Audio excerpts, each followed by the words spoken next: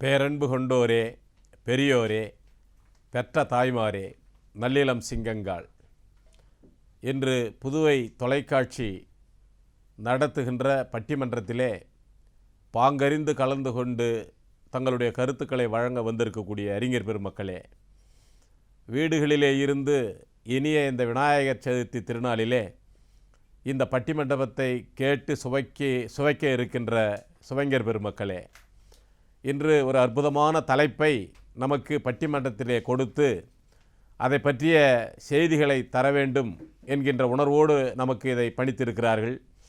மிக அற்புதமான ஒரு தலைப்பு.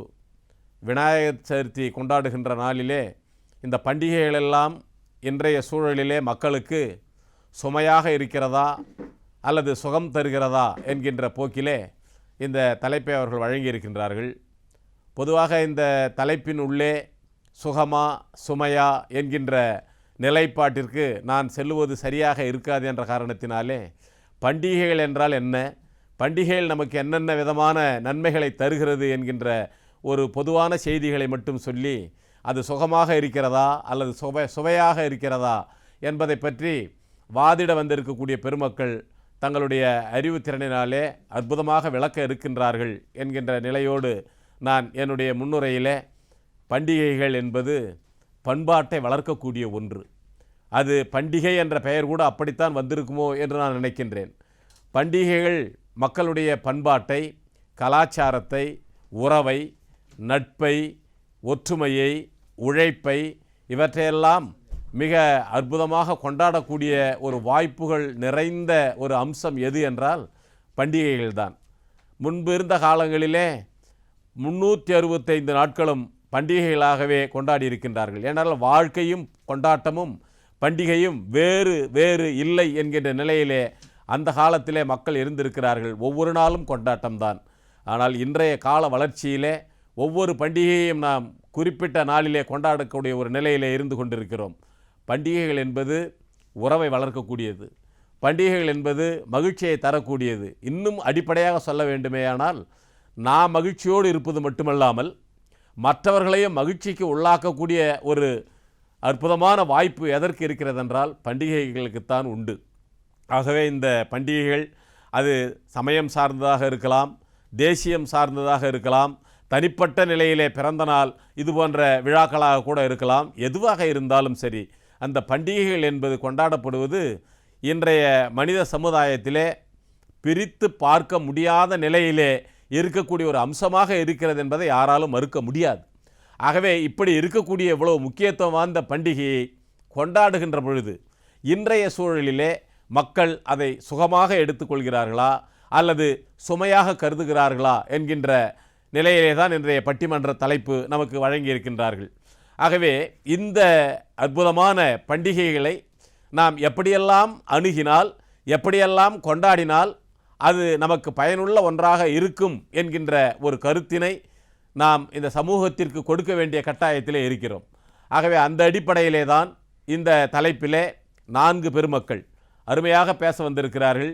பண்டிகை இன்றைய சூழலில் பண்டிகைகள் சுகமே என்ற தலைப்பிலே விழுப்புரம் கலைக்கல்லூரியினுடைய இணை பேராசிரியர் அன்பிற்கினிய சகோதரர் உரு அசோகன் அவர்கள் வருகை தந்திருக்கிறார்கள். அவர்களுக்கு இணையாக கடலூரிலே மேல்நிலைப்பள்ளி ஆசிரியராக பணியாற்றக்கூடிய அன்பிற்கினிய வெற்றி செல்வி அவர்கள் வருகை தந்திருக்கிறார்கள்.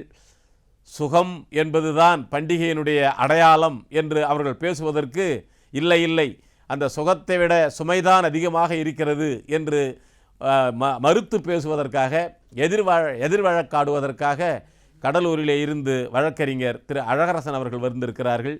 அவர்களை உங்களுக்கு அறிமுகம் செய்து வைப்பதில் மகிழ்ச்சி அடைகிறேன்.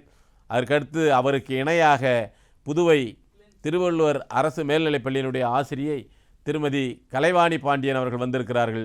அவர்களும் இந்த விவாதத்திலே கலந்து கொண்டு உங்களுக்கு ஒரு அற்புதமான தமிழ் விருந்தை வழங்க இருக்கின்றார்கள். அந்த விருந்திற்கு இடையூறாக அல்லது இடையிலே இருந்து என்னுடைய நேரத்தை நான் அதிகமாக பயன்படுத்தி கொள்வதை தவிர்த்து விவாதத்திற்கு தொடங்கி வைக்கிறேன். அதன் அடிப்படையிலே முதலிலே பண்டிகைகள், இன்றைய சூழலில் பண்டிகைகள் சுகமானதே என்ற தலைப்பிலே பேராசிரியர் உரு அசோகன் அவர்களை தங்களுடைய கருத்துக்களை பதிவு செய்யுமாறு அன்பு பாராட்டி அழைக்கின்றேன். புதுவை தொலைக்காட்சி நேயர்கள் அனைவருக்கும் இனிய பண்டிகை திருநாள் வாழ்த்துக்களை தெரிவித்து, இன்றைய தலைப்பு சிந்திக்கப்பட வேண்டிய தலைப்பு என்று நடுவர் அவர்கள் சொன்னார்கள். இன்றைய சூழலில் பண்டிகைகள் சுகமே என்ற அணியிலே பேச வந்திருக்கிறோம். அதில் என்ன கைப்புண்ணுக்கு கண்ணாடி தேவையாங்களா ஐயா? எவ்வளோ அருமையாக இருக்குது. முதல்ல நீங்கள் வீட்டில் நாட்காட்டி காலண்டர்னு வந்ததுன்னா முதல்ல எதை பார்ப்போம் தெரியுங்களா? என்னென்ன பண்டிகை அரசு விழான்னு பார்ப்போம். அரசு விடுமுறை நாளாக பார்த்து அதை பார்த்த உடனே அவ்வளோ கொண்டாட்டமாக இருக்கும். இதை விட சுகமானது எது இருக்க முடியும்? பார்த்த உடனே மகிழ்ச்சியாக இருக்கிற ஒரு விஷயத்தை போய் சுமையேன்னு பேசுறதுக்கு 2 பேர் வந்திருக்கிறாங்க. எனக்கு ரொம்ப ஆச்சரியமாக இருக்குது. பண்டிகையே வரலை, காலண்டரை பார்த்த உடனே நமக்கு சந்தோஷம் வர ஒரு விஷயத்தை போய் இவங்க சுகமே இல்லை, அது சுமையேன்னு சொன்னால் எப்படியா ஏற்றுக்க முடியும்? எவ்வளோ விடுமுறை, அதுவும் வெள்ளி சனி ஞாயிறில் வந்து வச்சுங்க, வெள்ளிக்கிழமை விடுமுறை வந்ததுன்னா இன்னும் கொண்டாட்டத்துக்கு பஞ்சமே கிடையாது. இந்த விநாயகர் சதுர்த்திக்கு பார்த்தீங்கன்னா அங்கங்கே விநாயகரை வச்சு அவ்வளோ கொண்டாட்டமாக பண்ணிகிட்டு இருக்காங்க. எவ்வளோ சுகமாக இருக்குது. இதை போய் சுமைன்னு சொல்ல வராங்களே, எப்படி ஐயாது?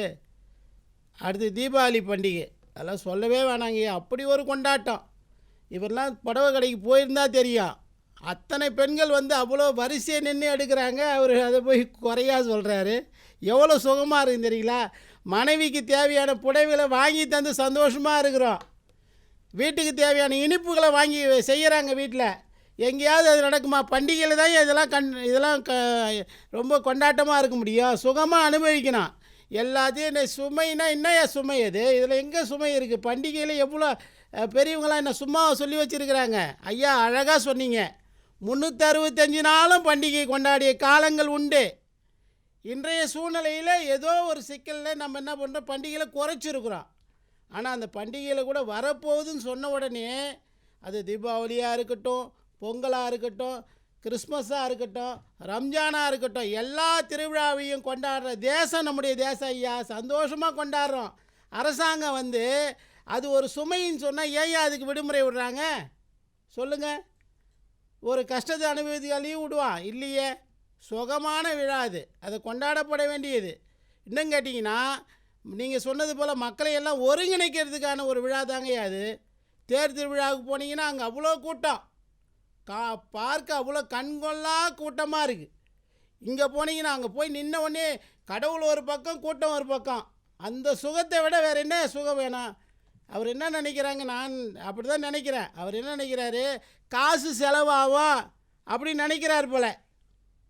ஒன்று தெரிஞ்சுங்க, நீங்கள் எந்த அளவுக்கு பண்டிகைகளை கொண்டாடுறீங்களோ அந்த அளவுக்கு சுகமாக இருப்பீங்க. ஒரு கடைக்கு போகிறீங்க, ஒரு பொருள் வாங்குறீங்க.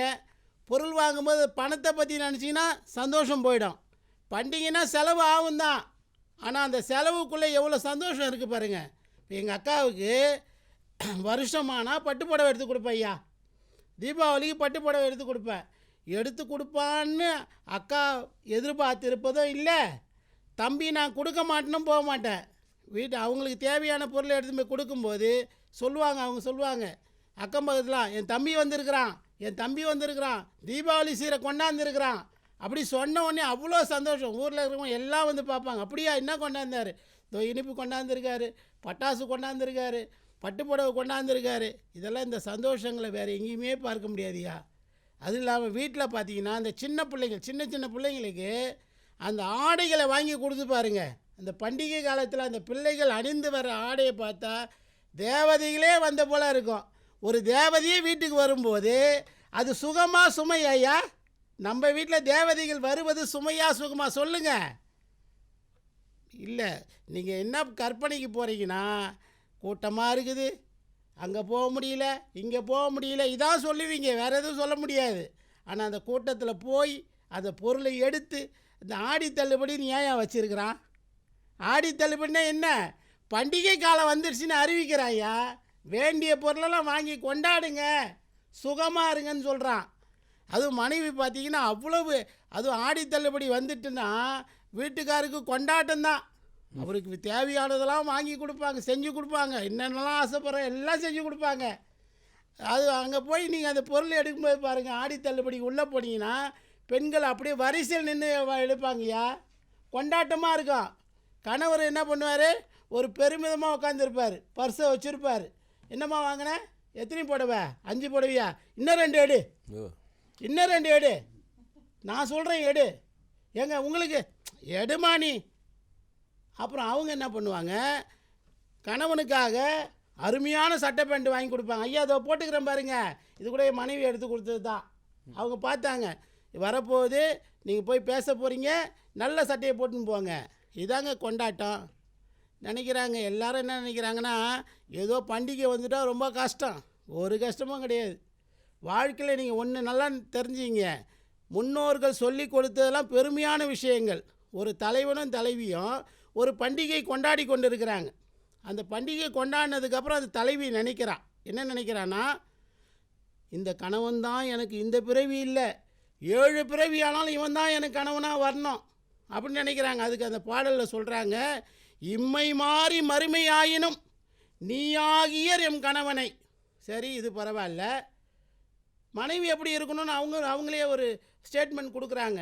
யானாகியர் நின் நெஞ்சு நேர்பவளே, உனக்கு பிடித்தமான பெண்ணாக அடுத்த பிறவிலே நானே பிறக்க வேண்டும் நினைக்கிற விஷயம் எப்போன்னு பார்த்தீங்கன்னா, அந்த பண்டிகை காலங்களில் கொண்டாடுகின்ற சூழ்நிலையில் அவர்கள் சொல்கிற வார்த்தை.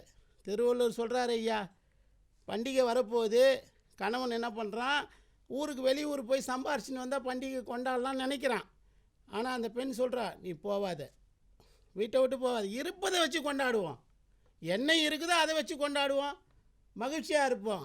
அப்போ சொல்கிறா, செல்லாமை உண்டேல் எமக்குறை, மற்ற நின் வல்வரவை வாழ்வாருக்கு உரை. நீ பெரியலாம் கொண்டாட வேண்டிய அவசியம் கிடையாது, என்னோட இரு, மகிழ்ச்சியாக இருப்பது தான் கொண்டாட்டம். இது மட்டும் இல்லை ஐயா, நமக்கு மனுஷனுக்கு மட்டும் இல்லை, மாடுகளுக்கு கூட பண்டிகை வச்சுருக்கான், மாட்டு பொங்கல்னு வச்சுருக்கிறான். தனக்கு உதவி செய்த அந்த விலங்குகளுக்கு நன்றி பாராட்டுவதில் ஒரு சுகம் இருக்குது.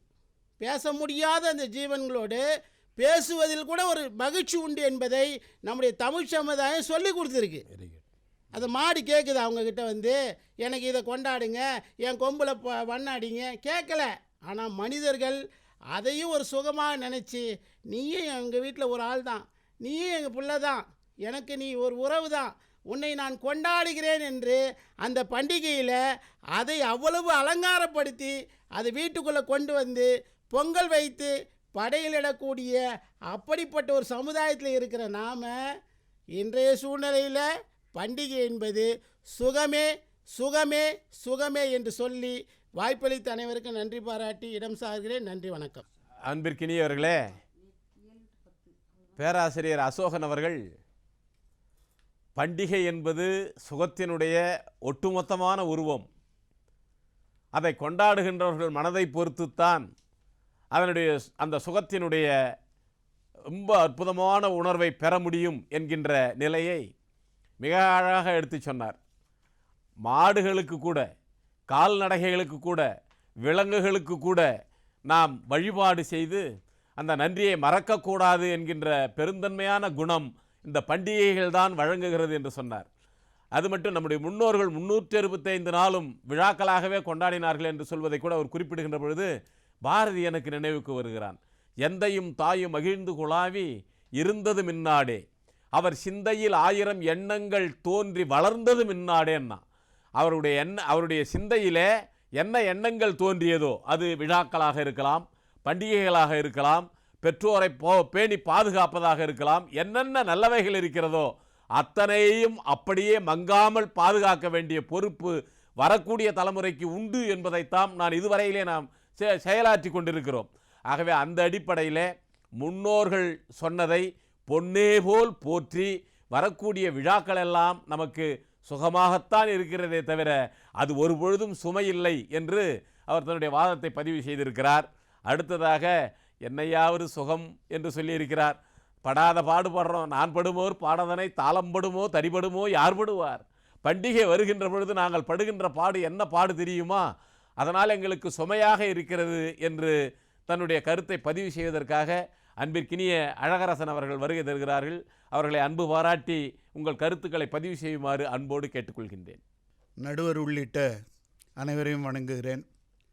உலகெங்கிலும் உள்ள தொலைக்காட்சி நேயர்களையும் வணங்கி என்னுடைய கருத்துக்களை சொல்ல விரும்புகிறேன். தலைப்பு என்ன? சுகமா சுமையா? சுகம்னா என்ன? சூழல், இன்றைய சூழல்னா என்ன? அந்த சுகம் யாருக்கு இருக்குன்னு இந்த 3 விஷயத்தை நம்ம பேசிட்டோம்னா இந்த தலைப்பு எளிதாக முடிஞ்சிடும். சுகம்னா என்ன? எனக்கு மகிழ்ச்சி கொடுக்கணும், எனக்கு மனநிறைவு கொடுக்கணும், அது திருப்பி எப்போ வரும் அப்படின்னு நான் ஏங்கணும், அதுதான் சுகம். இது ஏன்டா தொலைக்குது, புடுங்கலை வைக்குதுன்னு நான் நினச்சேன்னா அது சுகம் கிடையாது முதல்ல. ரெண்டாவது, இன்றைய சூழல்னு ஒன்று இருக்குது. அன்னைக்கு வெறும் கேப்பு மத்தாப்பும் ஒரு இதுவும் வச்சுக்கிட்டு தீபாவளி முடிஞ்சுது. இன்றைக்கி ஒரு சர்வதேச வியாபாரி அளவுக்கு பசங்க சரக்கு கேட்குறானுங்க, அந்த அளவுக்கு இருக்குது. இது எப்படி இவருக்கு சுகமாக இருக்குதுன்னு எனக்கு ஒன்றும் புரியல. மூணாவது, இந்த சுகம் இருக்குது, அது யாருக்குன்னு ஆராய்ச்சி பண்ணணும். இப்போது நடுவரையாகி ஈஸியாக ஒன்று சொல்கிறேன் நான். என்னென்னா, இப்போ மசாஜ் பண்ணுறாங்கன்னு வச்சுக்கோங்க. அந்த மசாஜ் பண்ணும்போது நல்லா ஒரு உடம்புக்கு பிடித்தமாக அப்படி பண்ணி விட்றாங்கன்னு வச்சுங்க, ரொம்ப மகிழ்ச்சியாக இருக்கும், ஒரு இன்பமாக இருக்கும். ரைட்டு. இப்போது நடுவர் ஐயாவுக்கு நான் மசாஜ் பண்ணால் நடுவர் ஐயாவுக்கு தான் இன்பமாக இருக்கணும். எதிர் வீட்டுக்காரனுக்கு இன்பமாக இருந்ததுன்னு சொன்னால் அதுக்கு பேர் மசாஜா, அதுக்கு பேர் சுகமா? கொஞ்சம் நம்ம சிந்திக்கணும். சுகம் இருக்குது யாருக்கு இருக்குது? துணி கடைக்காரனுக்கு இருக்குது. சுகம் இருக்குது யாருக்கு இருக்குது? பட்டாசு கடைக்காரனுக்கு இருக்குது. சுகம் இருக்குது யாருக்கு இருக்குது? ஸ்வீட்டு கடைக்காரனுக்கு இருக்குது. சுகம் இருக்குது யாருக்கு இருக்குது? நகை கடைக்காரனுக்கு இருக்குது. சுகம் இருக்குது யாருக்கு இருக்குது? நமக்கு இல்லை. எல்லாமே அதே மாதிரி தள்ளுபடினார் ஐயா. தள்ளுபடின்னு வந்தால் தள்ளுபடி வீட்டுக்கு எவன் சம்பாதிக்கிறானோ அவன் தான் தள்ளுபடி. அது புருஷனாக இருந்தாலும் யாராக இருந்தாலும் ஆடி தள்ளுபடியில் தள்ளுபடி புருஷன்தான். இங்கே உருட்டுறாரு அவர், ஏகப்பட்ட உருட்டிட்டு போயிருக்கிறாரு. ஆனால் அது இங்கே செல்லாது. நீங்கள் பேசுகிற ஆளுங்க நாங்கள் வேறு, சரிங்களா? அப்போது சுகம் என்பது சுகத்தை தரவில்லை. ரெண்டாவது, இன்றைய சூழ்நிலையில் எல்லாம் மாறி போச்சு. அன்றைக்கி ஒரு கேப்பு ஒரு கொழுக்கட்டை சுண்டலோடு முடித்தவன் இன்றைக்கி அணுகுண்டு கேட்குறான், இது கேட்குறான்.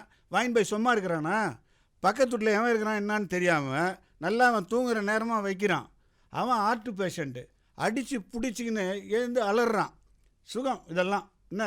பையா வீட்டுக்கு வைக்கிறான்னு வச்சுங்க பசங்க, இதெல்லாம் சுகம். இதெல்லாம் சுகம் கிடையாது. ரெண்டாவதுங்க, நீங்கள் யதார்த்தமாக இதெல்லாம் பெரிய ஆராய்ச்சி ஒரு சர்வதேச குழுலாம் அமைக்க தேவையில்லை இதுக்கு. நீங்கள் சாதாரணமாக நடுவர் விவரம் அறிந்தவர், நீங்கள் இயல்பாக பாருங்கள். ஒருத்தர் மெட்ராஸில் சம்பாதிக்கிறான் பையன், அங்கேருந்து கிளம்பும்போது அவனுக்கு பஸ்ஸில் சீட்டு கிடச்சாலே அதுவே பாதி பண்டிகை முடிஞ்ச மாதிரிங்க. அவனுக்கு ட்ரெயினில் சீட்டு கிடச்சா பாதி 3 மாதத்துக்கு முன்னே ஃபுல்லாகிடுது. அதில் ஏறி பார்த்தா அசந்து தூங்கிட்டான்னு வச்சுங்க, எழுந்து பார்த்தா திண்டிவனத்துலேயே நிற்குது பஸ்ஸு மறுநாள் வரைக்கும். பண்டிகைக்கு வீட்டுக்கு போகிறதா திரும்பி மெட்ராஸுக்கே போகிறதான்ற மாதிரி இருக்குது புறப்பட்டு வர்றது. மெயினாக பொருளாதாரம். நீங்கள் பணக்காரர்களை விட்டுருங்க, பணக்காரர்களுக்கு எல்லாமே பண்டிகை தான். அவங்களுக்கு தங்களுடைய ஊதாரித்தனத்துக்கு ஒரு காரணம் தேவைப்படுதுன்ற ஒரு காரணி தான் பண்டிகை பணக்காரங்களுக்கு. ஏழைகளுக்கு அப்படி இல்லை. எல்லாரையும் திருப்திப்படுத்தணும், எல்லாரையும் வீட்டில் இருக்கிறவங்களெல்லாம் பண்ணணும். சொன்னார் அவங்க மனைவி இவர் துணி எடுத்து கொடுத்தாராம், அந்த அம்மா இவருக்கு துணி எடுத்து கொடுத்ததா சொல்கிறாரு. ஆனால் நடைமுறையில் என்ன நிலவரமாக இருக்குது? பிடிக்குதோ பிடிக்கலையோ ஒரு புடவையை எடுத்து கொடுக்க வேண்டியதாக இருக்குது. அது வாங்கி கட்டிட்டு சும்மா இருப்பாங்கன்னு நினைக்கிறீங்க? எதிர்க்க பக்கத்து வீட்டுக்கெல்லாம் போய் நான் வானான்னு தான் சொன்னேன், எங்கள் வீட்டுக்காரர் தான் வற்புறுத்தி வாங்கி கொடுத்தாருன்னு போய் நம்மளை ஒரு மொக்கை போட்டு வர்றது எல்லா இடத்துலையும். என்னது போயிட்டு வர்றது. நம்ம என்ன முடிவு வரணும்? சேலையை நீ கட்டு, கடனை நான் கட்டுறேன் அப்படின்னு ஒரு ஒப்பந்தத்துக்கு வர வேண்டியதாக. ஆக பொருளாதாரம் என்பது பெரிய பிரச்சனை. இங்கே நினச்சிட்டு இருப்பான் வீட்டில் எல்லாரும், அப்பா போனஸ் வாங்கிட்டு வருவார், இது வாங்கிட்டு வருவார். அதுக்கு பேரே போனஸ். போன இஸ் அது, அதனால தான் போனஸ் அதுக்கு பேர். ஒரு பழைய படத்துலேயே நீங்கள் பார்த்துருப்பீங்களே, மாதம் 30 நாளும் உழைச்சி வறுமை பிடிச்சி உரிமையழைச்சி காசை வாங்கினா கடங்காரன் எல்லாம் கணக்கு நோட்டோட நிற்கிறான், எனக்கு உனக்குன்னு பிக்கிறான். கையில் வாங்கின பையில் போடலை, காசு போன இடம் தெரியலை. என் காதலி பாப்பா காரணம் கேட்பா, ஏது சொல்வதுன்னு புரியலை. ஏழைக்கு காலம் சரியில்லை. இதான் நிலவரம். அவருமே கட்டுக்கட்டாக வீட்டில் பணம் வச்சுருக்கிற மாதிரி பண்டிகை 365 ஏன் நிறுத்திட்டீங்க? 365 நாள் கொண்டாடினீங்கல்ல, சுகமாக தானே இருக்குது, ஏன் நிறுத்திட்டீங்க? இன்றைக்கி ஒரு பண்டிகை தள்ளுறதுக்குள்ளே அவ்வளவு பெரிய ஒரு சிக்கல் இருக்குது நாட்டில். நீங்கள் அந்த சிக்கலெல்லாம் மறைச்சிட்டு சும்மா வந்து நீங்கள் வந்து சொல்லக்கூடிய ஒரு கருத்துகள் வந்து யதார்த்தத்துக்கு பொருந்தாதது. அது சும்மா ஒரு கற்பனாவாதத்தில் வந்து சொல்லக்கூடாது. பக்தி பாட்டு கேட்டால் கூட எனக்கு வந்து இதாக கேட்குதுங்க. அது பண்டிகை கிண்டிகை வந்ததுன்னு வச்சுங்க, ஏதாவது ஒரு பக்தி பாட்டு டிவியில் கேட்டால் கூட எனக்கு வேறு மாதிரி கேட்குது. சிந்தனை செய் மனமே, சிந்தனை செய் மனமே, என் காதில் எப்படி கேட்குது தெரியுமா? பண்டிகை வந்திடுமே, வந்தால் மகிழ்ச்சியை மாய்த்திடுமே,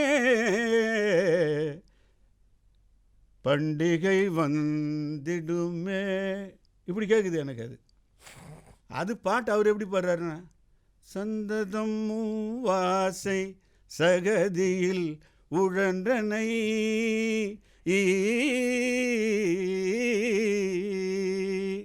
எனக்கு எப்படி கேட்குதுன்னா, சம்பளம் வரவினை கணக்கிட மறந்தனை. அது பாட்டே எனக்கு பூராமே எப்படி கேட்குதுன்னா என் பிரச்சனையாகவே கேட்குது எனக்கு. ஏன்னா இந்த பாட்டு பண்ணோன்னா இதிலே நேரம் முடிஞ்சிடும். அதனால் அதை விட்டுட்டு அடுத்த இதுக்கு. ஆக இப்படி செய்யக்கூடிய காரியங்கள் எல்லாமே மகிழ்ச்சி தருவதாகவோ, அடுத்த பிரச்சனை அடுத்த இந்த கடனுக்கே எப்படி தீர்க்கிறதுன்றது தான் அவனுக்கு போகுது. அவனுக்கு வந்து இந்த பண்டிகை மகிழ்ச்சியே தரவில்லை. ட்ரெஸ்ஸுன்னு திருப்தி அடையிறதில்லை, பொருள் வாங்குறதில்ல. அதுவும் இதோட நிறைவு செய்கிறேன். ஆடி தள்ளுபடியில் சொல்கிறாங்க இல்லையா, நீங்கள் கடனுக்காக அந்த பொருட்களை வாங்குறீங்க, தள்ளுபடி கொடுக்குறாங்கன்னு. அதனால் என்ன நடக்குதுன்னு கேட்டிங்கன்னா, தேவையில்லாத பொருட்களெல்லாம் வாங்கி நீங்கள் குவிச்சிங்கன்னு சொன்னால் வீட்டிலையும் இடம் இருக்காது, மூளையிலையும் இடம் இருக்காது. நமக்கு தேவையில்லாததை வாங்கி குவித்தோம்னா, தேவையில்லாத சிந்தித்தோம்னா இங்கேயும் இருக்காது, அங்கேயும் இருக்காது. அப்போ இது ஒரு பண்டிகை வந்து ஒரு மகிழ்ச்சியை ஏற்படுத்திட்டு போனால் திருப்பி நமக்கு வந்து அந்த பசுமை நினைவுகள் இருக்கணும். கிடையவே கிடையாது. இவர் வந்து நடக்காத விஷயத்தெல்லாம் வந்து சொல்லிட்டு போயிருக்கிறாரு. அது அவங்க வீட்டில் கேட்டால் தான் தெரியும். இன்னமும் இணைத்தானும் யானும் இன்னமும்லாம் சொன்னார்ல, அந்த அம்மாவை போய்ட்டு அந்த மாதிரிலாம் எனக்கு வீட்டுக்காரர் கிடையாதுங்களேன்னு சொல்லிடுவாங்க. இவர் சொன்னாருங்க உங்கள் வீட்டுக்காரர் அப்படின்னு சொன்னேன். ஐயா நடுவர் சிரிக்கலாம், ஏன் இவ்வளோ கஷ்டப்பட்டு அமைதியாக இருக்கீங்கன்னு தெரியல என்ன. ஆமாம் இப்போ தான் சிரிக்கிறாரு வந்து சிரிக்கலாம், ஏன் ஒன்றும் தப்பு இல்லை. ஆக ஏன்னா பண்டிகை நினச்சி நீங்கள் என்ன சோகத்தில் இருக்கிறீங்கன்னு எனக்கு தெரியல. அதனால் இதுதான் வந்து இங்கே வந்து இதாக இருக்குது. ஆக இந்த பண்டிகை என்பது நமக்கு மகிழ்ச்சி தருவதே கிடையாது. அவன் ஊருக்கு போய் அங்கே உட்காந்து இங்கே இந்த கடனை வாங்கி ஏதோ ஒப்பு வச்சுட்டு போய் உட்காந்து அவன் ஒர்க் ஃப்ரம் ஹோம் பார்ப்பான். ஒர்க் ஃப்ரம் ஹோம்னா என்ன தெரியுமா ஐயா? தெரியாது. சொல்கிறேன் கேளுங்க. ஒர்க் ஃப்ரம் ஹோம்னா என்னென்னா, இந்த மாதிரியே பண்டிகையில் பாதிக்கப்பட்டு வந்தவன் இருக்கிறான்ல, அந்த மாதிரி எல்லாம் உட்காந்து அவன் ஒரு ரூமில் உட்காந்து சரக்கு போட்டு பாடுவான். பாயும் ஆற்றில் நீ வீழ்ந்த பின்னால் நீந்துவதால் பயனேது, சீரும் புயலும் மழையும் சேர்ந்தால், சீரும் புயலும் மழையும் சேர்ந்தால் சின்ன கூடை தாங்காது. சின்ன கொடையே தாங்காது, அவன் குடும்பம் எப்படி தாங்கும்? அதனால் பண்டிகைகள் இன்றைய சூழ்நிலையில், அன்றைய சூழ்நிலை மாதிரி தான் நானும் பண்டிகை சுகம்னு சொல்லுவேன் இன்றைக்கி. அதனால தான் தலைப்பு நீங்கள் தெளிவாக கொடுத்துருக்கீங்க. இன்றைய சூழ்நிலையில் குடும்பம் மகிழ்ச்சியாக இல்லை, பெரிய சுமையில் இருக்கிறோம். அதுக்குள்ளே அடுத்த பண்டிகை வந்து அடிஷ்னல் சுமையை வைக்குது என்பது எங்கள் அணியினுடைய வாதம். யதார்த்தத்தை உண்மையை சொல்லியிருக்கிறோம் நடுவர் அவர்களே. என்ன நல்ல தீர்ப்பை வழங்குவீர்கள் என்று நம்பி விடைபெறுகிறேன். நன்றி. அழகரசன் அவர்கள் என்னையா சுகம், எவ்வளவு சுமையை சுமக்கிறோம் தெரியுமான்ட்டு இந்த பாட்டெல்லாம் ரீமிக்ஸ் பண்ணி வேற பாடினார். இப்படிலாம் இருக்கிறோம், இப்படிலாம் பாட்டு பாடுவோம் அப்படின்றார். இல்லை, ஒரு கருத்து எனக்கு வந்து மனதை கொஞ்சம் நெருடியது. பண்டிகைகள் வருகின்ற பொழுது துணி கடைக்காரன் பிழைக்கிறான், அவனுக்கு சுகம். பட்டாசு கடைக்காரனுக்கு சுகம், இனிப்பு கடைக்காரனுக்கு சுகம் என்பதாக ஒரு செய்தியை பதிவு செய்தார். நான் அங்கே என்னுடைய கருத்து ஒரு மாறுபடுகின்ற கருத்து என்ன என்றால், இந்த விழாக்களும் பண்டிகைகளும் வருவதே நம்மை நம்பி இருக்கக்கூடிய உழைப்பாளர்களுக்கு, வியாபாரிகளுக்கு, அதை நம்பியே வாழ்க்கையை நடத்தக்கூடியவர்களுக்கும் சுகமாக அமைய வேண்டும் என்பதற்காகத்தான் இப்படிப்பட்ட ஒரு நிலையை நம் முன்னோர்கள் ஏற்படுத்தினார்கள். ஒரு திருவிழா கொண்டாடுறோம் கோயிலில், திருவிழா கொண்டாடுகின்ற பொழுது என்ன சாமி கேட்டுதா? எனக்கு 10 மாலை போடு, இல்லை பட்டாசு வெடி அப்படின்னு கேட்டுதா? ஆனால் அந்த ஊரில் இருக்கக்கூடிய மக்கள் எல்லோரும் ஒன்று கூடி என்ன செய்கிறாங்கனாக்கா, 4 மாலை போடு, 40,000 ரூபாய்க்கு பட்டாசு வெடி. இது என்ன காரணம்? 4 மேளம் வை, இன்னும் இருக்கக்கூடிய நையாண்டியெல்லாம் வை. ஏன்னா அவன் அதை நம்பியே வாழவன். உங்களுக்கு தெரியுமா, கொரோனா காலத்தில் எந்த விழாவும் நடக்கக்கூடாது என்ற பொழுது இந்த தொழிலாளர்கள் எல்லாம் பட்ட பாடு கொஞ்சம் நெஞ்சம் அல்ல. ஆகவே அவர்கள் எல்லோரும் மகிழ்ச்சியாக இருக்கிறார்கள். நான் முதலிலே அடிப்படையிலே சொன்னது போல, விழாக்கள் என்பது நாம் மட்டும் மகிழ்வதற்காக அல்ல, மற்றவர்களையும் மகிழ்ச்சியாக வைத்துக் கொள்வதற்காக என்கின்ற ஒரு நிலையை நான் முதல்ல சொன்னேன். அதை அழகரசன் சொல்லுகின்ற பொழுது அதை மறுப்பதற்கும் இல்லை. இன்றைக்கு புரிதலில் உள்ள குறைபாடு நமக்கு புரிஞ்சுக்கிறதுக்கு தெரியல. இன்னும் புரிதலில் உள்ள குறைபாடும் விவேகமற்ற இயல்பும், அதை எப்படி நாம் விவேகமாக பார்க்கணும் என்ற தன்மையிலிருந்து மாறுபடுகின்ற காரணத்தினாலே நாம் அதை சுமையாக கருதக்கூடிய ஒரு வாய்ப்பை பெற்றிருக்கிறோம். விரலுக்கேற்ற வீக்கம், விரலுக்கேற்ற நிலையிலே அந்த பண்டிகையை கொண்டாட உனக்கே அது சுகமாக இல்லாமல் போயிடும். அது எப்படி சுமையாக இருக்கும்? பக்கத்து வீட்டுக்காரன் அப்படி பண்ணுறான்றதுக்காக நீ ஏன் பண்ணுற? உன்னுடைய வரவு என்ன? அவர் சொன்னார், பையில் போட்டால் காசு போன இடம் தெரியல. ஏன் போகும்? நீ அடுத்ததுக்கெல்லாம் ஆசைப்படும் பொழுது அப்படி தான் இருக்கும். ஆகவே அவர் சொன்னதிலே நாம் ஏற்புடைய கருத்துக்கள் உண்டு. இந்த பண்டிகை என்று வருகின்ற பொழுது கலாச்சார சீரழிவு, பொருளாதார வேறுபாடுகளினாலே மக்கள் மனதிலே ஒரு சுமை இருக்கத்தான் செய்கிறது என்பதை யதார்த்தமாக அவர்கள் பதிவு செய்திருக்கிறார்கள். இதெல்லாம் சும்மாங்க, அதெல்லாம் ஒன்றும் கிடையாது, இதெல்லாம் வரும் போகும். எங்கேயாவது எவனா பண்டிகையை விட்டுட்டு யாராவது விலகி இருக்கிறாங்களா? இவ்வளோ சுமையாக தான் இருக்குது. அந்த பண்டிகையை மனித குலத்தையும் அவங்களால பிரிக்க முடியுமா? அது சுகம் தருவதனாலே தான் அது இன்றும் எல்லோராலும் கொண்டாடப்படுகிறது என்று பேசுவதற்காக அன்பிற்கினிய வெற்றி செல்வி அவர்கள் வருகிறார்கள். அவர்களை அன்பு பாராட்டி அழைக்கின்றேன். வாழ்க்கைங்கிறது ஒரு ஐஸ்கிரீம் மாதிரிங்க. அது டேஸ்ட் பண்ணாலும் கரையும், வேஸ்ட் பண்ணாலும் கரையும். இப்படி கொண்டாட்டமாக மகிழ்ச்சியோடு உறவுகளோடு நட்புகளோடு கொண்டாட வேண்டிய ஒரு திருவிழாக்களை பண்டிகைகளை திண்டாட்டம் என்று சொல்லி உட்கார்ந்துருக்கிறவங்களெல்லாம் நான் என்ன சொல்கிறதுன்னு எனக்கே தெரியலை. அழகரசன் ஐயா பேசினார். அவர் சொன்னார், ஒரு பண்டிகை அப்படின்னு சொன்னால் அது ஏங்க வைக்கணும்னு சொன்னார். ஏங்க வைக்கல? ஏங்க வச்சுக்கிட்டு தான் இருக்குது. எப்போ பண்டிகை வரும், எப்போ நம்ம ஊருக்கு போவோம்? பிள்ளைகள் எல்லாம் இன்றைக்கு வெவ்வேறு இடங்களில் வாழ்ந்து கொண்டிருக்கிறார்கள். மும்பையில் இருக்கிறாங்க, பெங்களூரில் இருக்கிறாங்க. எப்போ திருவிழா வரும் நம்ம வீட்டுக்கு போவோம், அம்மா அப்பா பாட்டி தாத்தா எல்லாரோடையும் சேர்ந்து நம்ம கொண்டாடுவோங்கிற அந்த ஏக்கம் இருக்குது பாருங்களா. அதனால தான் நீங்கள் சொன்னதுலேருந்தே நான் சொல்கிறேன், 3 மாதத்துக்கு முன்னாடியே பஸ்ஸில் டிக்கெட் கிடைக்கல, எல்லாம் ஃபுல்லாகிடுது, ட்ரெயினில் டிக்கெட் கிடைக்கல, ஃபுல்லாகிடுதுன்னா என்ன அர்த்தங்க? அவங்க மனசு ஃபுல்லாக பண்டிகை நிறைஞ்சிருக்குதுன்னு அர்த்தம். இல்லைன்னா வருவானாவான் திண்டாட்டம் நினச்சா கூட்டம் வேணாம் போக வேண்டாம் அப்படின்னு நினச்சிருப்பான். ஆனால் அவன் வர்றான்னா அந்த ஏக்கத்தோடு வர்றான். 1 மாதத்துக்கு முன்னாடி இருந்து அம்மா ஃபோன் பண்ணும்போது பிள்ளைங்க சொல்லுவாங்க, இன்னும் 30 நாள் தான், இன்னும் 20 நாள் தான், அடுத்த வாரம் இந்த நேரம் நான் வீட்டில் இருப்பேம்மா. எத்தனை மகிழ்ச்சியோடு அந்த பிள்ளைங்க சொல்கிறாங்கன்னா அந்த பண்டிகைகள் கொண்டாட்டத்தை கொடுத்து கொண்டே இருப்பதால் தான். திரும்பி போகும்போது பார்த்திங்கன்னா அந்த மனசு நிறைய அந்த மகிழ்ச்சியை தேக்கி வச்சுக்கிட்டு பயணம் பண்ணிக்கிட்டே இருப்பாங்க. அந்த பயணத்தின் வரும்போதும் பயணத்தில் போகும்போதும் மகிழ்ச்சியை கொடுத்து கொண்டே இருப்பது கொண்டாட்டமாக இருப்பதால் தான் திருவிழாக்கள் இன்றைக்கும் காலங்காலத்துக்கும் நம்ம கொண்டாடிக்கிட்டே இருக்கிறோம். இன்னொன்று நீங்கள் சொன்னீங்க, வாழ்கிறதெல்லாம் துணி கடைக்காரர், பட்டாசு கடைக்காரர், அவர்கள் எல்லாம் வாழ்ந்து கொண்டு இருக்கிறார்கள் இல்லையா? வாழ வைக்கிது பார்த்தீங்களா? உங்களை மட்டும் வாழ வைக்கணும்னு நினைக்காதீங்க. The real happy is make others ஹாப்பின்னு சொல்லுவாங்க. அடுத்தவங்களையும் மகிழ்ச்சியாக வைத்திருப்பது தான் ஒரு உண்மையான மகிழ்ச்சி என்பது. நம்ம திருவிழாக்களில் மட்டும்தான். ஒரு தீபாவளி வருதுங்க, பக்கத்து வீட்டுக்கெலாம் போய் கொடுப்போம், எல்லாருக்கும் கொடுத்து நம்ம வீட்டில் ஒவ்வொரு பலகாரமும் எப்போ செய்வோம்? வீட்டில் எல்லாங்க இன்றைக்கி சமைக்கிறதுக்கே நேரம் இல்லை, ஓடுகின்ற வாழ்க்கை, வேலைக்கு போய்கிட்டு இருக்கிறோம் ஆண்களும் பெண்களுமா. என்றைக்கு எங்களுக்கு பிடிச்சமானதெல்லாம் செய்ய முடியுது? என்றைக்கு நாங்கள் செய்கிறத அடுத்த வீட்டுக்கு கொடுத்து சந்தோஷப்பட முடியுது? எல்லாம் திருவிழாக்களில் மட்டும்தான். ஒன்றே ஒன்று நான் உங்ககிட்ட சொல்ல ஆசைப்பட்றேன். நீங்கள் சொன்னீங்க வீட்டில் டிவியை போட்டு சவுண்டு வச்சுக்கிட்டு திருவிழாவில் பார்க்குறாங்க அக்கம் பக்கலாம். நீங்கள் நினைக்கிறீங்க ஒரே கஷ்டமாக இருக்குதுன்னு. சுகம் என்று நினைத்தால் அது சுகம், சுமை என்று நினைத்தால் அது சுமை. ஹெட்ஃபோன் இருக்குது, இன்றைக்கி எவ்வளவு விஞ்ஞான வசதி இருக்குது. ஹெட்ஃபோனை மாட்டிக்கிட்டிங்கன்னா உங்களுக்கு மட்டும்தான் கேட்கும், அடுத்தவங்களுக்கு கேட்கவே கேட்காது. இன்னும் நீங்கள் பழைய காலத்திலே இருக்கீங்கிறத என்னால் புரிஞ்சுக்க முடியுது. நடுவரையா சிரிங்களேன் அப்படின்னீங்க, சிரிக்கிற மாதிரியாக பேசுனீங்க. நாங்களாம் எவ்வளோ சந்தோஷமாக வந்தோம் பண்டிகை குறித்து ஒரு பட்டிமன்றம்னு. இங்கே சிரிக்கிற மாதிரி நீங்கள் பேச வச்சுருந்தா நாங்கள் சிரிச்சிருப்போம். எங்களையும் சேர்த்து சோகத்தில் நீங்கள் ஆக்கிட்டீங்க. அப்புறம் நீங்கள் சொன்னீங்க ஒன்று மட்டும் நான் சொல்கிறேங்க ஐயா, பணத்தை உங்கள் பாக்கெட்லேயே வச்சுக்கிட்டு இருக்காதீங்க. பணம் என்பது புழங்கத்தான். அது எல்லோருக்கும் போய் சேருகின்ற பொழுது மகிழ்ச்சியும் போய் சேரும். அதை சேர விடுங்க, அதுதான் நான் முக்கியம். பொண்டாட்டிக்கு வந்து பக்கத்து வீட்டில் அக்கம் பக்கம் போய் சொல்லுவாளாம், எங்கள் வீட்டுக்காரரு வேணான்னு தான் சொன்னேன், வற்புறுத்தி வாங்கி கொடுத்தாருன்னு. வற்புறுத்தி வாங்கி கொடுக்குற மூஞ்சியாங்க ஏங்க நீங்களா? இவ்வளவு கணக்கு பார்க்குற நீங்களாங்க வற்புறுத்தி வாங்கி கொடுப்பீங்க? அதை யோசிக்கும் போது எனக்கு ரொம்ப எல்லாமே இவர் தப்பாகவே யோசிக்கிறாருங்க. அதனால் வந்து இவர்கிட்ட பேசுகிறதுக்கு ஒன்றுமே இல்லை. நல்ல ஒரு டாக்டராக பார்த்தா நல்லது. எல்லாமே எனக்கு தப்பாகவே காதில் கேட்குதுன்னு, பாட்டு கூட தப்பாக கேட்குமா? ஒரு நல்ல மருத்துவரை பார்க்கணுங்கிற ஒரு டிப்ஸை மட்டும் நாங்கள் கொடுக்குறோம் உங்களுக்கு. வாழ்கிறதுக்கு கொஞ்சமாக பொருள் போதுங்க. மற்றவங்கள போல் வாழ்கிறதுக்கு தான் நமக்கு நிறைய வேணும். எவ்வளவு இருந்தாலும் பத்தாது. நாங்கள் இருக்கிறத வச்சு மகிழ்ச்சியாக வாழணும். அந்த வாழ்க்கையை தான் தமிழ் சமூகம் காலம் காலமாக வாழ்ந்து கொண்டிருக்கிறது.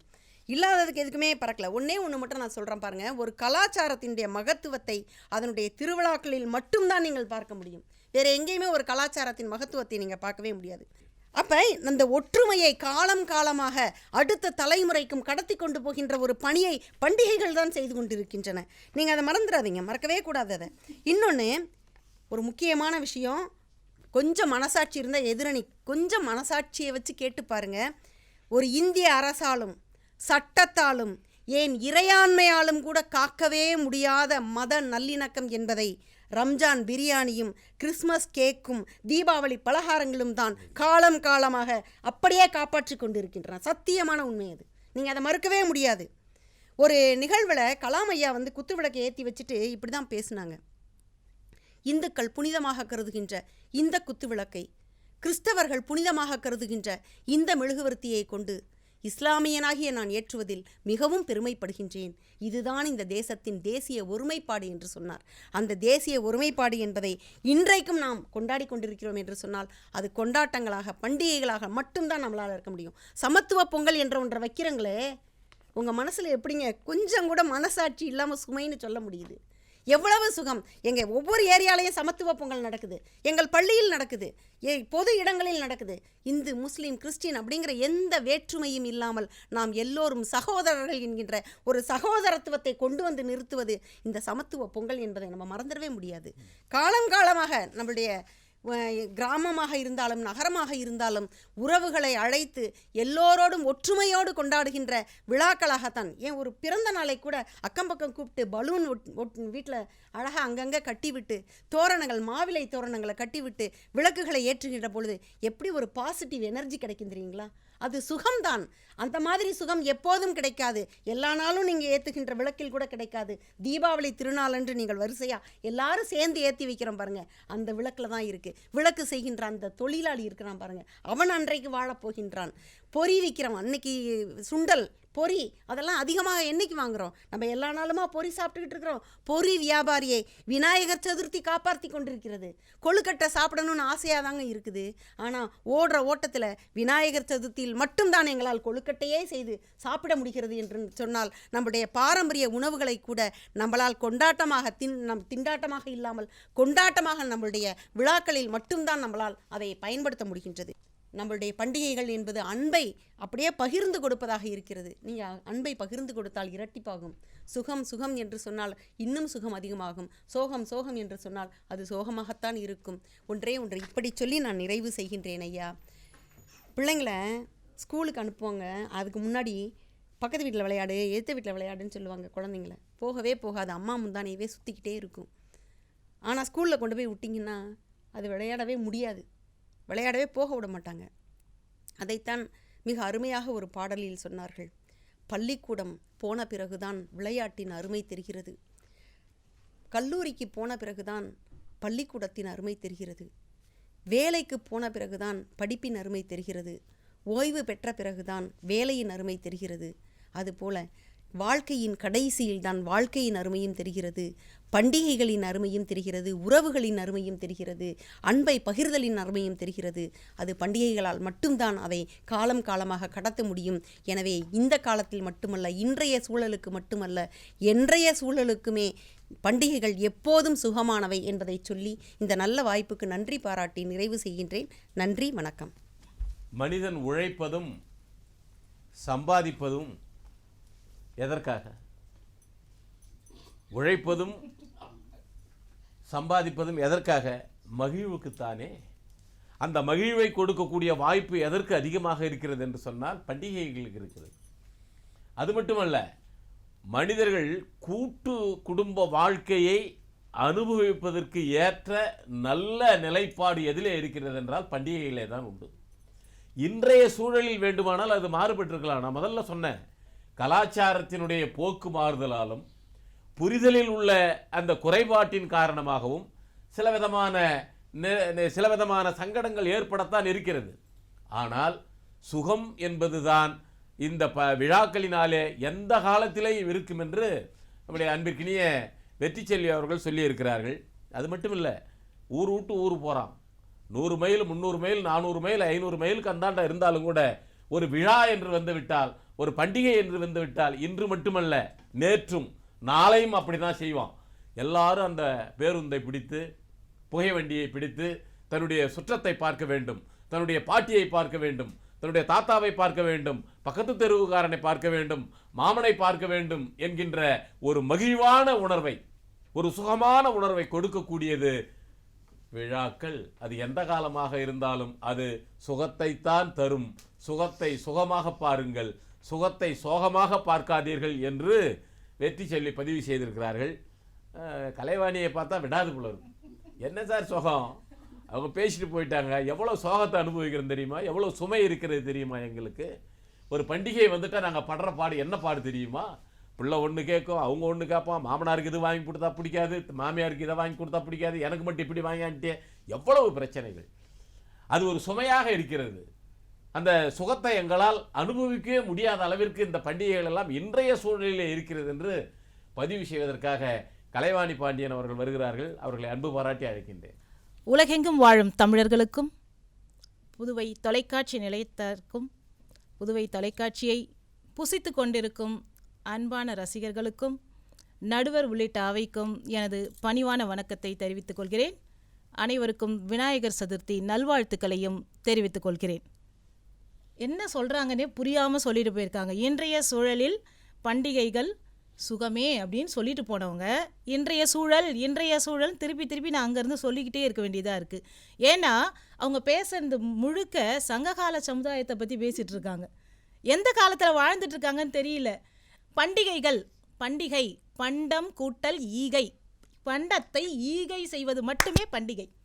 ஒரு பண்டம் நாம் செய்து மற்றவர்களுக்கு அளித்து வாழ்கின்ற ஒரு மிகச்சிறந்த ஒரு நிகழ்ச்சி, அது நிகழ்வு, விழா. அதை நம்ம என்ன பண்ணுறோம்? பண்டத்தை ஈகை பண்ணுறோமா? அடுத்த வீட்டில், அதாவது ரம்ஜானில் பிரியாணி கிடைக்குமான்னு ஏங்குற கூட்டம் தான் இங்கே நிறைய இருக்குதுங்க ஐயா. நம்ம வீட்டில் செய்கிற தீபாவளிக்கு எடுத்துன்னு போயிட்டு மற்றவங்களுக்கு கொடுக்குறோமா என்பதில் சிந்தனை இல்லை. அப்படியே நீ ஒரு முறுக்கு செஞ்சுட்டாலும், முறுக்குன்றது அடையாளம் தெரியுங்களா ஐயா உங்களுக்கு? முறுக்கு எங்கே ஆரம்பித்து எங்கே முடியும்னே தெரியாது. கண்டுபிடிச்சிருக்கீங்களா இது வரைக்கும் நீங்கள்? எந்த இடத்துல சிக்கல் நிறைந்தது பண்டிகைகள். அதுக்கு சிறந்த எக்ஸாம்பிள் தான் அந்த முறுக்கு. இடியாப்ப சிக்கல்னு கேள்விப்பட்டிருக்கீங்கல்ல? இந்த பண்டிகை காலத்தில் முழுக்க முறுக்கு சிக்கல். இந்த அம்மா சொன்னாங்க, வெற்றிச்செல்வி அம்மா சொன்னாங்க, ஐஸ்கிரீமை சாப்பிட்டாலும் சாப்பிட்லனாலும் உருகி போயிடுமா. வாங்கிறதுக்கு அவனுக்கு பணம் இல்லை. எங்கே இருக்காங்க? இந்த சமுதாயம் எதை நோக்கி சென்று கொண்டு இருக்கிறது? உணவுக்கே இல்லை. தனி ஒரு மனிதனுக்கு உணவில்லையில் இந்த ஜெகத்தினை அழித்திடுவோம் என்றான் பாரதி. எத்தனை மனுஷனுக்கு உணவு இல்லை தெரியுமா? தெருவோரங்களை இவங்க பார்த்துருக்காங்களா? சாமானிய மக்களை இவங்க பார்த்துருக்காங்களா? திருவிழா என்பதன் பொருள் என்ன தெரியுமா? விழாது இருத்தல். ஒரு மனிதன் ஓடிக்கொண்டே இருக்கின்றான். அந்த மனிதன் விழாமல் பாதுகாப்பதற்கு ஒரு ரிலாக்ஸேஷன் தான் திருவிழா. பண்டிகைகளும் அப்படிதான், ஒரு ரிலாக்ஸேஷன். ரிலாக்ஸ் அடைய முடியுதுங்களா? துணி கடைக்காரன் சுகமாக இருக்கிறான், ஆமாம். பாத்திர கடைக்காரன் சுகமாக இருக்கிறான். இப்போ என்ன தெரியுதுங்களா? லேட்டஸ்ட் டெக்னாலஜி, எல்லார் வீட்லேயும் கார் இருக்கணும். பண்டிகையில் எதுக்கு உங்களுக்கு காருக்கு ஆஃபர் போடுறாங்க? உங்களுக்கு காருக்கான ஆஃபரு, 2 வீலருக்கான ஆஃபரு, துணிகளுக்கான ஆஃபரு. இந்த ஆஃபர்லாம் எங்கே போய் நிறுத்துதுன்னா, ஒரு மனுஷனை ஒன்றுமே இல்லாமல் வெற்று ஆளாக கொண்டு சென்று நிறுத்துகிறது. ஒரே ஒரு நாள் ஆட்டத்திற்கு மகிழ்ச்சிக்காக அவன் ஆண்டு முழுவதும் துன்பத்தையும் அனுபவிக்கிறான். முதல்ல உங்களுக்கு தெரியுங்களா ஐயா? நீங்களாம் அப்படி தான் வாழ்ந்துருப்பீங்க. எப்படின்னா, துணி கடைக்கு போகிறீங்கன்னா பர்ஸை பார்த்துட்டு பணம் இருக்கான்னு துணி எடுப்பீங்க. இப்போ அப்படி கிடையாது. துணி எடுத்துகிட்டு பர்ஸை பார்க்குறான், பணம் இல்லை, கார்டு இருக்குது. டெபிட் கார்டு, அடுத்தது கிரெடிட் கார்டு. உங்களுக்கு தெரியுமா, ரிசர்வ் பேங்க் ஆஃப் இந்தியா ஒன்று வெளியிட்டிருக்கு. சென்ற வருடம் 2023ஆம் வருடம் அக்டோபர் மாதம் வெளியிட்ட ஒரு மிகச்சிறந்த தகவல் என்னன்னா, நம்ம மனுஷனுக்கு அதாவது நம்ம இந்தியாவில் இருக்கிறவங்கள சேமிப்பு தொகையானது 7.5% இருந்து 5.4% குறைந்து விட்டது. காரணம் என்ன? முழுக்க காரணம் இந்த கிரெடிட் கார்டு. கிரெடிட் கார்டு என்ற ஒரு மிகப்பெரிய அசுரன் நமது இந்திய சமூகத்தில், அதுவும் மிடில் கிளாஸ் ஃபேமிலியில் உள்ள நுழைஞ்சி தரமட்டமாக ஆக்கிட்டு இருக்கான். இதுக்கான லோன் கொடுக்கறதுக்கு எவ்வளோ பேர் தயாராக இருக்கிறாங்க. தினந்தோறும் பாருங்கள், உங்கள் வாட்ஸ்அப்லேயோ உங்கள் செல்ஃபோன்லேயோ ஒரு தகவல் வந்துக்கிட்டே இருக்கும், ஒரு செல்ஃபோன் கால் வந்துக்கிட்டே இருக்கும். காரணம் என்ன? உங்களை ஏமாத்துறது.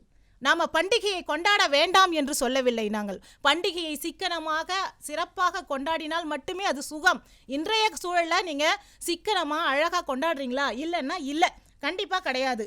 நமக்கு என்ன திருவிழாவுக்கு பஞ்சம்? சித்திரை திருவிழா, வைகாசி விசாகம், ஆனி திருமஞ்சனம், ஆடி பெருக்கு, ஆவணி விநாயகர் சதுர்த்தி, புரட்டாசி நாராயண கோபாலா, ஐப்பசி தீபாவளி, கார்த்திகை தீபாவளி திருவிழா தீப ஒளி திருவிழாவாக மாறுது.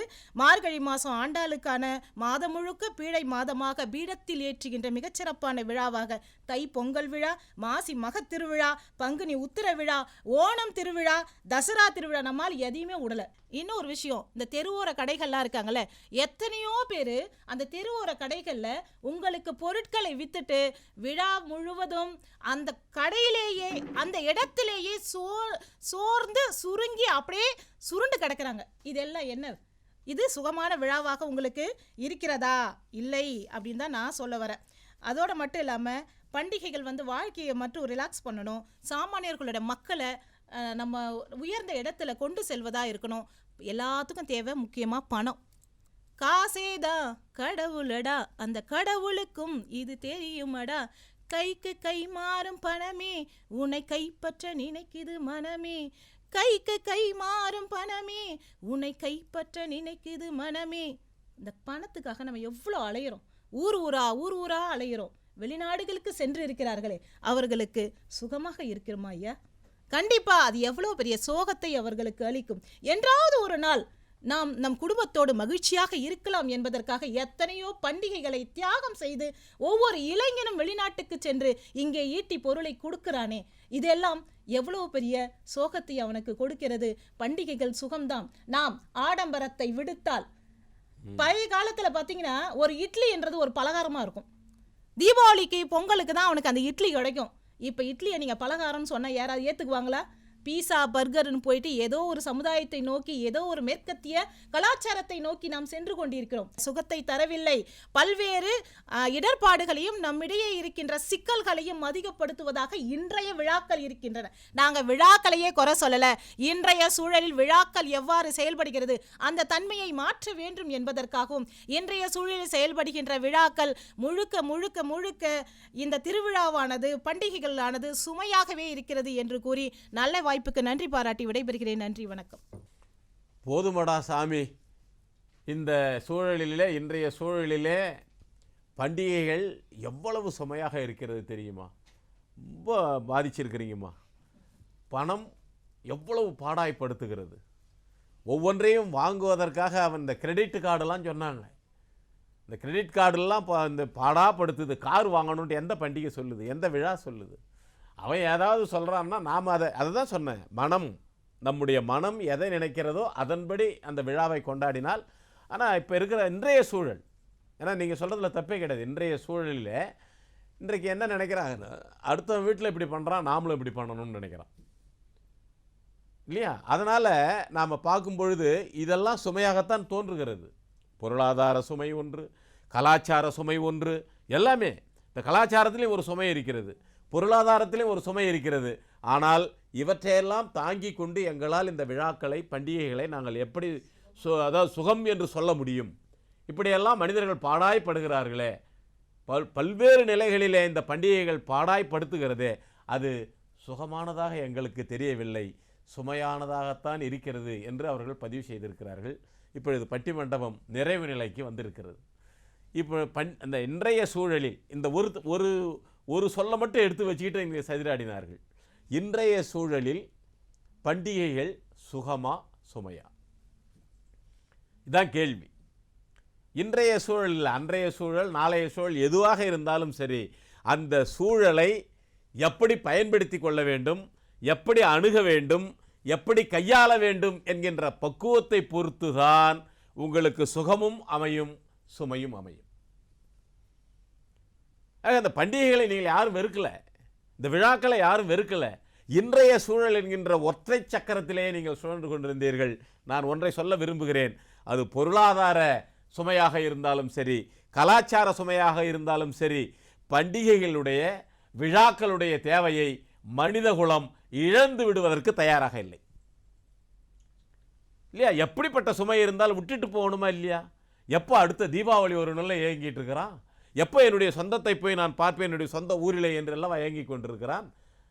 அப்படி போகின்ற பொழுது இடம் கிடைக்கல, பேருந்தில் போயிட்டு இடம் கிடைக்கணும், ஆம்னி பஸ்ஸில் போனாக்கா டபுள் டிக்கெட்டாக இருக்குது. இதெல்லாம் எங்களுக்கு சுமை இல்லையா என்பது உண்மைதான், அதில் ஒரு சந்தேகம் இல்லை. ஆனால் அதையும் மீறி அவனை இயக்க வைப்பதற்கு ஏதோ ஒரு சக்தி அங்கே இருக்கிறது. இன்றைய சூழலிலே இருக்கக்கூடிய மக்களுடைய மனோநிலையிலே மாற்றம் வந்தால் ஒழிய நம்மால் இந்த சுமையை இறக்கி வைக்க முடியாது. பொதுவாக பண்டிகைகள் என்பது பண்பாட்டினுடைய அடிப்படையை, கலாச்சாரத்தினுடைய மேன்மையை, அன்பை, உறவை, ஒற்றுமையை, உழைப்பை, இவற்றையெல்லாம் மேலோங்கி எடுத்து செல்ல வேண்டும் என்பதற்காக நம்முடைய பெரியவர்கள் பார்த்து வைத்தது. அது ஒன்றும் சும்மா வைக்கல. இன்றைக்கு வேண்டுமானால் கால பரிணாம வளர்ச்சியிலே நாம் அதை மாற்றி இருக்கலாம். ஆனால் பண்டிகைகள் இன்றைய சூழலில் சுமையாக இருக்கிறது என்பதை நாம் புறக்கணித்து விட முடியாது. எத்தனையோ பாடுபடுறாங்க பாவம். அந்த வீட்டில் பார்த்தீங்கன்னாக்கா அந்த குழந்தைக்கு இப்படி ட்ரெஸ் எடுத்து கொடுத்துக்கிறாங்க, எனக்கு ஏன்பா இப்படி இருக்குதுன்ட்டு அந்த குழந்தை அழுகின்ற பொழுது அந்த தந்தையினுடைய உள்ளமும் தாயினுடைய உள்ளமும் என்ன துயரம் அடைகிறது தெரியுமா? என்ன ஒரு சுமையை சுமக்கிறார்கள் தெரியுமா? ஆனாலும் கூட தன்னுடைய குழந்தைக்கு ஏதாவது ஒன்று எடுத்துக் கொடுக்க வேண்டும். அந்த எடுத்துக் கொடுக்கக்கூடிய உடையாவது கொஞ்சம் சுகத்தை அந்த குழந்தைக்கு கொடுக்க வேண்டும் என்று அந்த தாயும் தகப்பனும் துடிக்கின்ற ஒரு இடம் இருக்கிறதே, அங்கே தான் நம்முடைய பண்டிகைகள் வாழ்ந்து கொண்டிருக்கின்றன. பண்டிகைகள்லாம் சாதாரணமானதல்ல. நான் ஒரு சொல்லும்போது கூட அசோகன் ஐயா அவர்கள் கேட்டாங்க, உழைப்பும் சம்பாத்தியமும் எதற்கு? மகிழ்வதற்காக. நாம் மட்டும் மகிழ்ந்தால் போதுமா? மற்றவர்களும் மகிழ வேண்டும், மற்றவர்களையும் மகிழ்ச்சியை அடைய வைக்க வேண்டும். இந்த இரண்டும் ஒரு கூறாக இணைந்து இணையக்கூடிய ஒரு வாய்ப்பு எதில் இருக்கிறது என்றால் நீங்கள் கொண்டாடக்கூடிய பண்டிகைகள் தான் இருக்கிறது. நீங்கள் சொன்னது போல ஜவுளி கடைக்காரன், பட்டாசு கடைக்காரன், இனிப்பு கடைக்காரன், யாரெல்லாம் இருக்கட்டும், ஆனால் அதற்கு அடிப்படையாக ஒரு நெசவு தொழிலாளி, அதற்கு அடிப்படையாக ஒரு விவசாயி, அதற்கு அடிப்படையாக இந்த விவசாய பொருட்களை வணிகம் செய்யக்கூடியவர்கள், இவர்களுடைய வாழ்வாதாரங்கள்லாம் எப்படி செப்பயமாக இருக்க முடியும்? பண்டிகைகளை மட்டும் நான் விட்டுட்டோன்னு வச்சுங்க, சுமையாக இருக்குது, என்னால் தாங்க முடியல. நான் ஒரு செய்தியை சொல்கிறேன். நான் ஒரு குழந்தையை ஒரு தாய் பெற்றெடுக்கிறாள், 10 மாதம் சுமக்கிறாள். அது சுமைதானே? 10 மாதம் சுமந்து அந்த குழந்தையை பெற்ற உடனே அவள் ஒரு சுகத்தை அனுபவிப்பாள். பார்த்தீங்களா? ஈன்ற பொழுதில் பெரிதுவக்கும் தன் மகனை, அது வேற அடுத்த கட்டம். ஆனால் ஈன்ற பொழுதில் பெரிதுவக்கும் அந்த குழந்தையை பெறுகின்ற பொழுது எவ்வளவு சந்தோஷம் அடைவா. சரி, இந்த குழந்தையை பெற்றுட்டா, பெற்றுவிட்ட பிறகு 2வது சுமையை சுமக்குவதற்கு அந்த தாய் மறுக்கிறாளா? அந்த பேர் கிடைக்கும் என்று அல்லவா கருதி கொண்டிருக்கிறாள். அது சுமைதானே என்று தூக்கி எரிஞ்சிடலாம் இல்லையா? இதைத்தான் நான் அடிப்படையாக வைத்து பார்க்கிறேன். சுமை என்பதை நம்மால் மறுதலிக்க முடியாது. அந்த சுமை என்பதை நாம் சுருக்கிக் கொள்வதற்கும் சுமையில்லாத தன்மையாக மாற்றிக்கொள்வதற்கும் எது அடிப்படையானது என்றால் நம்முடைய மனம். மனம் அது செம்மையானால் மந்திரம் ஜெபிக்க வேண்டாம் என்று சொன்னார்கள். உன் மனம் குரங்கு போல் தாவுமேயானால் நீ சுமையைத்தான் சுமந்து கொண்டிருக்க வேண்டும். அது எந்த சீரழிவு வந்தாலும் சரி. இந்த பொருளாதாரத்தில் இப்படித்தான் நான் இருக்கிறேன். நான் முதல்ல சொன்ன விரலுக்கு ஏற்ற வீக்கம். என்னால் இப்படித்தான் முடியும். நீ அவன் மாவாலை செய்கிறானா, நீ பூவாலை செய்யி. இறைவன் என்ன இதுதான் வேணும்? ஆடை அணிகலன் ஆபரணங்களை ஆண்டவன் வேண்டுவதில்லை. எதை கேட்குறான்? அன்பை கேட்குறான், மற்றவர்களை நேசிக்க வேண்டும் என்ற நினைப்பை கேட்குறான். ஆக பண்பாடு, கலாச்சாரம். நீங்கள் கூட விழாதிருன்னு சொன்னீங்க. நான் சொல்கிறேன், அன்பு கொண்டு, உழைப்பு கொண்டு, பாசம் கொண்டு, பண்பாடு கொண்டு, கலாச்சாரம் கொண்டு ஒருவரோடு ஒருவர் உறவாடுவதால் வருவது தான் கொண்டாட்டம். உறவு கொண்டு, பண்பு கொண்டு, பாசம் கொண்டு, அன்பு கொண்டு உங்களோடு ஒரு உறவாடுகின்ற நிலையை உருவாக்குவதனாலே தான் அது கொண்டாட்டம் என்று கூட வந்ததோ என்று நான் கருதுகிறேன். நான் முதலிலே சொன்னது போல நம்முடைய முன்னோரெல்லாம் சாதாரணமானவர்கள் அல்ல.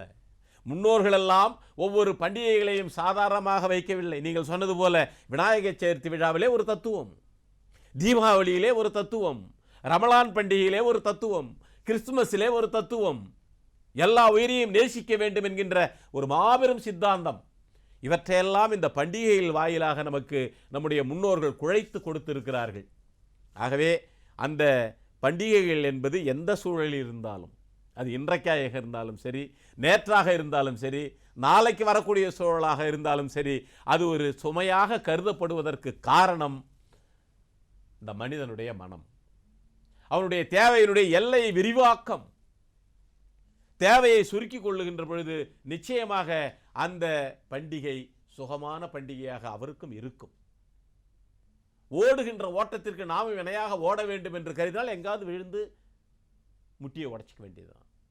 ஆகவே பண்டிகைகள் என்பது, நீங்கள் ரெண்டு பேருமே சொல்லுகின்ற பொழுது பண்டிகைகளை நாங்கள் வெறுக்கவில்லை, பண்டிகைகள் தேவைதான். ஆனால் அந்த பண்டிகைகளை சுமையாக மாற்றிக்கொள்வதும் சுகமாக ஏற்றுக்கொள்வதும் யார்? சுகமாக ஏற்றுக்கொள்பவனும் நான் தான், சுமையாக மாற்றிக்கொள்வனும் நான் தான். ஆகவே நான் என்பவன் சரியாக இருந்தால் இந்த பண்டிகை என்பது சுமை என்பதற்கே வாய்ப்பே இல்லை. உண்டாமா? ஆனாலும் இன்றைய சூழலை பொறுத்த வரையிலே பண்டிகைகள்லாம் என்ன கொடுக்குதுன்னு சொன்னேன் நான். இதெல்லாம் கொண்டு மகிழ்ச்சியை தருகிறது, பண்பாட்டை தருகிறது, கலாச்சாரத்தை கொடுக்கிறது, கூட்டு குடும்ப உணர்வை தருகிறது, என்னையும் மகிழ வைத்துக் கொள்ள வைக்கிறது, அடுத்தவர்களை மகிழ வைத்து பார்க்கிறது. இதற்கெல்லாம் காரணம் என்ன? அதனால தான் அருமையாக பாடனா, பண்டிகையாம் பண்டிகை தீபாவளி பண்டிகை இல்லையா? பட்டாசு வெடிக்கலாம், பட்சணங்கள் தின்னலாம், பட்டாடை அணியலாம். அந்த குழந்தை எப்படி சிட்டா பறந்து ஆடும் தெரியுமா? அது முகத்தில் ஒரு மகிழ்ச்சி தெரியுமா? அது அடுத்தது சொல்லும் பொழுது கூட ஒரு திரைப்படத்தில் கூட ஒரு பாட்டு உண்டு, மத்தாப்பு போல சிரிப்பா அப்படின்ட்டு. தீபாவளி பண்டிகையில் மத்தாப்பு போல் சிரிப்பாள். இந்த மத்தாப்பு சிரிக்கிற சிரிப்பு. நீங்கள் போயிட்டு 1000 சரை வெடிக்கும் ராக்கெட்டுங்க ஏன் போகிறீங்க? கேப்புன்னார் ஐயா. அன்னைக்கு சாதாரண கேப்பு, இன்னைக்கு உனக்கு கேப்பு இல்லைன்னா இன்றைக்கி இருக்குது, கேப்பு இருக்குது, அதை வாங்கி வெடிங்க. நம்ம குழந்தைக்கு நம்ம அந்த பக்குவத்தை சொல்லிக் கொடுங்க, அந்த பண்பாட்டை சொல்லிக் கொடுப்போம். ஆனால் இன்றைக்கு வளர்ந்து வரக்கூடிய இந்த சமுதாயம் அப்படி வாழ்வதற்குண்டான தடயங்களை இழந்து கொண்டிருக்கிறது. அதை நம்ம மறுதளிக்கவே முடியாது. எவ்வளவு துயரம் நான்லாம் அனுபவிச்சிருக்கிறேன், பார்த்திருக்கிறேன். இந்த பண்டிகைகள் வருகின்ற பொழுது பணக்காரர்கள், வசதி வாய்ப்பு வாய்ந்தவர்கள் படோடமாக கொண்டாடுகின்ற பொழுது பாமர மக்கள் என்ன பாடுபடுவார்கள் தெரியுமா? பார்த்து நான் கதறி இருக்கிறேன். ஆனாலும் கூட அந்த பண்டிகைகளை பொறுத்தவரையிலே அது ஒரு சுமை என்று என்னால் ஏற்றுக்கொள்ள முடியவில்லை. அது ஒரு சுமை என்று சொல்வதற்கு என் மனம் ஒப்புக்கொள்ளவில்லை. காரணம் என்னவென்றால், சுமையிலே கூட ஒரு சுகம் இருக்கிறது, அந்த சுமையிலே கூட ஒரு சுகம் இருக்கிறது. அதுதான் நான் நம்முடைய பெற்றோரை பற்றி சொன்னேன், தாய்மாரை பற்றி சொன்னேன். அது ஒரு சுகமான சுமை, அது ஒரு சுகமான சுமை. ஆகவே இன்றைய சூழலாக இருந்தாலும் சரி, நாளைக்கு வரக்கூடிய சூழல், நேற்று இன்று நாளை எந்த நாளாக இருந்தாலும் பண்டிகைகள் நம்மை விட்டு பிரிக்க முடியாத ஒன்று, மனித குலத்திலே இருந்து வேறுபடுத்தி பார்க்க முடியாத ஒன்று. அது எந்த சமயமாக இருந்தாலும், எந்த நிலையிலே இருந்தாலும், பண்டிகைகள் என்பது பண்பாட்டினுடைய அடையாளம், பண்டிகைகள் என்பது கலாச்சாரத்தினுடைய கருவூலம், பண்டிகைகள் என்பது ஒற்றுமையை பலப்படுத்துவது, பண்டிகைகள் என்பது மனித மனங்கள் ஒன்றோடு ஒன்று இணைந்து பிணைந்து அன்பை வெளிப்படுத்துவதற்கு ஒரு அற்புதமான வழிகாட்டுதல். ஆக இந்த பண்டிகைகளை பொறுத்தவரையிலே சுகமாக மாற்றிக்கொள்வதும் சுமையாக மாற்றிக்கொள்வதும் அது அவரவர்களுடைய கையில். நான் ஒன்றே ஒன்று சொல்கிறேன், அது அவரவர் கையில் தான் இருக்கு. இன்றைக்கு சூழ்நிலையிலே நாம் அதை சுகமாக மாற்றிக்கொள்ளப் போகிறோமா அல்லது சுமையாக பார்க்க போகிறோமா? ஆனாலும் நான் ஒன்றை சொல்லி நிறைவு செய்ய விரும்புகிறேன். இந்த இன்றைய சூழலில் பண்டிகைகள் என்பது சுமையானதாக தெரிந்தாலும் கூட, சுமையானதாக மற்றவர்களால் அதை அனுபவிக்க முடியாதவர்களால், அதை சுமக்க முடியாதவர்களால் அது ஒரு சுமையாக தெரிந்தாலும் கூட, மனித வாழ்வில் இருந்து வேறுபடுத்தி பார்க்க முடியாத அற்புதமான தொடர்புடைய இந்த பண்டிகைகள் என்பது எப்பொழுதும், அது பொருளாதார சீரழிவாக இருந்தாலும் சரி, கலாச்சார சுமையாக இருந்தாலும் சரி, எதுவாக இருந்தாலும் அவையெல்லாம் நிச்சயமாக சுகத்தைத்தான் கொடுத்து கொண்டிருக்கிறது. ஆகவே நான் ஒன்றை சொல்லி நிறைவு செய்கிறேன். பண்டிகைகள் என்பது நம்முடைய பண்பாட்டின் அடையாளம். பண்டிகைகள் என்பது நமது கலாச்சாரத்தின் வெளிப்பாடு. பண்டிகைகள் என்பது நாமும் மகிழ்ந்து மற்றவர்களையும் மகிழ வைப்பது. ஆகவே இவ்வளவு அற்புதமான ஒரு நிகழ்வு என்பது எந்த காலத்திலேயும் சுமையாக மாறக்கூடாது. அது ஒரு சுகமான சுமையாக இருந்தால் அதை நாம் ஏற்றுக்கொள்ளுவோம். அந்த சுமையை கூட தாங்கிக் கொண்டு சுகத்தை நாம் அனுபவிப்போம். அடுத்தவர்களையும் சுகமாக இருக்கிறார்கள் என்று பார்த்து பரவசப்படுவோம் என்ற நிலையிலே இன்றைய சூழலில் பண்டிகைகள் என்பது சுகமானதே சுகமானதே சுகமானதே, அது சுமையல்ல என்று நான் தீர்ப்பு வழங்கி நிறைவு செய்கிறேன். வாய்ப்புக்கு நன்றி. வணக்கம்.